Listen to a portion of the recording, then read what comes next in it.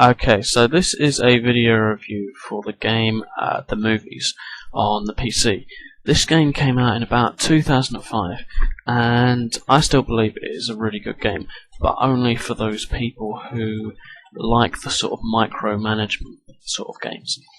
It is, think The Sims 2 with, in the movie industry. You have a movie studio. You try and take it to the very top by having the best actors, by having the best studio lot, making it look the best, and having the best films. And you get more and more competitors as the game goes on. So at the beginning you start in the 1920s, and you have about there are 5 of you, and later on there are about 10 or so. And basically every aspect of this game is micromanageable, and it will involve a lot of hands-on stuff. To begin with, you're just creating your studio. You can name it whatever you want, give it its own logo, that sort of thing. And these are nice touches. There's so much depth to this game that you can tell that they took a long time of this. And even though it's 2005 or so, the graphics I still think look far better than some other games still coming out today. They really do look quite nice, and as I said, there's so much detail in this game, but it's all handled very well, all the bars and everything at the beginning. So this is just me kind of running through what you kind of get at the beginning, and you start off by hiring staff, by creating buildings where you hire actors, and where your films eventually will be put in the rehearsal studios and stuff. So that's why there's a big long queue outside that particular building. And also I happen to be using a mod, just for anyone of you who actually played this game before. I can't remember the name of it, but if I do, I'll put it in the description box on the right hand side. It is a really useful mod, and it's pretty much the only way I found that you can do it to unlock all the achievements. There are various goals and stuff which are set, which are good because it means that throughout the game you're not just, even though you're beating your competitors, you may not be at the very top of your game. But anyway, to begin with, I create an army of builders to construct all my sets and all my various other buildings, and there's a lot of them. The space on the lot is pretty big to begin with, but it'll never be quite enough for every single set available, so you'll find yourself building sets, then taking them down if you're not using them for a few, or when their novelty value goes down. But to begin with, you've got plenty of room. Now, the same thing for crew. You create a crew building and then you drop people in it. All these different characters have attributes which especially the actors and stuff, which you have to be aware of. Again, it's very much like The Sims 2, whereby their mood, their stress levels, they have addictions to food and drink. You want them to socialise with each other to build up their relationships, but at the same time, there's always the downside that they might actually turn to drink or food or anything like that, and then you have to annoyingly put them into rehab, which takes quite a few months. At the moment, I'm creating actors and directors in that particular building.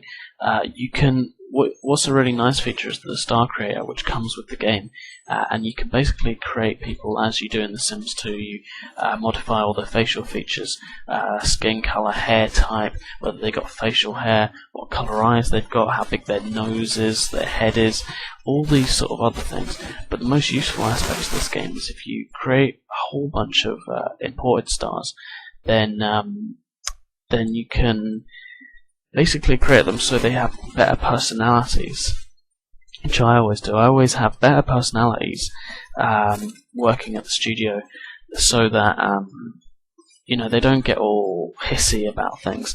Now I'm just kind of going into the finance screen. If you put the salaries up, not on the one hand it costs you and the other actors and directors their satisfaction goes down. But on the other hand, that star, that actor or director, has a lot more power and clout in the future films that it does. So it will increase the star power overall. So usually I get one person and I make them my number one guy or gal, and yeah, that's just make sure they get paid shitloads of money, they got loads of entourage, and their ego will go through the roof, but their future films will be a lot more successful, and also the studio will be a lot more successful because we'll have more stars in comparison to the other studios. All these different things and facts you can find within the game, and it's all, even though it looks as though there's, it's quite simple really from the screen. There's a bit going on. There's quite a bit of activity going on, but it's not cluttering up the screen, as you can tell. You can see what's going on. But even so, when you hover your mouse over certain things, you'll get a whole load of other details, like this movie that we're just shooting for the sake of this review. Remember, it's in the 1920s, so it's going to be pretty short.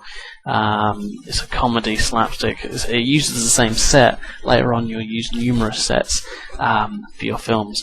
And yeah, it just shows you the progress. It's about 1 scene out of 4 it's done so far, and it says who's directing it. And the downsides to this game is that the micromanagement for relationships, which are important to your film's successes, are really, it's kind of tedious. You can't queue up a long list of conversations that you want 2 actors or actresses to have together.